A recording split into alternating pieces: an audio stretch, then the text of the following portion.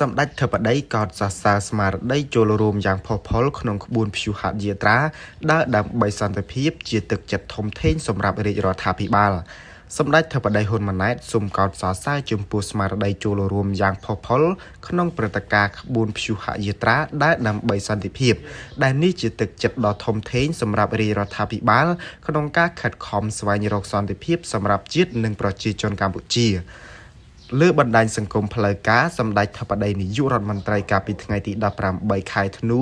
បានបង្ហោះសារយ៉ាងដូចនេះថាកម្ពុជាត្រូវការសន្តិភាព Cambodia need peace មហាគ្រួសារកម្ពុជាមហានៃសាមគ្គីភាពស្មារតីតែមួយសំឡេងតែមួយបានស្រែកឡើងដូចគ្នាគឺកម្ពុជាត្រូវការសន្តិភាពសូមផ្ញើជូនពិភពលោកពីបេះដូងដ៏បរិសុទ្ធនិងចេតនាដ៏ស្មោះស្ម័គ្របំផុត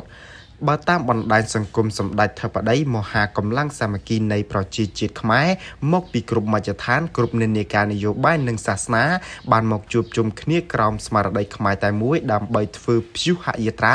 ដែលដើម្បីសន្តិភាពមហាគ្រួសារខ្មែរបានចាប់ចេញពីដំណើរបរិវេណផ្សាររាត្រីមាត់ទន្លេឆ្ពោះទៅកាន់សួនច្បារវិមានឯករាជ្យក្នុងបរិយាកាសពាសពេញដោយក្តីសង្ឃឹមក្តីជឿជាក់និងស្មារតីសាមគ្គីភាពជាតិបណ្ដាញសង្គមសម្ដេចធិបតីក៏បានគូបញ្ជាក់ថាសំឡេងរបស់ប្រជាពលរដ្ឋកម្ពុជាគឺជាសំឡេងដែលឲ្យតម្លៃលើសន្តិភាពនិងប្រាថ្នាការរួមរស់ដោយសន្តិភាពសហវិជ្ជមានជាមួយគ្រប់ប្រជាជាតិទាំងអស់តាមរយៈការផ្ញើសារសន្តិភាពចេញពីបេះដូងប្រជាជនខ្មែរទៅកាន់សហគមន៍ជាតិនិងសហគមន៍អន្តរជាតិថាកម្ពុជាមិនចង់ឃើញការបំផ្លិចបំផ្លាញវិនាសកម្មនិងការបាត់បង់អាយុជីវិតណាមួយឡើយទោះបីជាក្នុងកាលៈទេសៈឬបរិបទណាក៏ដោយ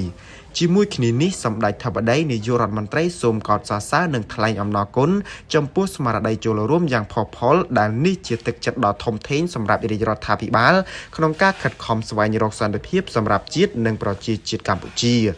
សូមអរគុណដល់សហភាពសហព័ន្ធយុវជនកម្ពុជាដែលបានចូលរួមរៀបចំកម្មវិធីដ៏មានសារៈសំខាន់នេះដើម្បីផ្ដល់ឱកាសឲ្យមហាគ្រួសារខ្មែរចូលរួមនិងសម្ដែងមតិក្នុងការចង់បានសន្តិភាព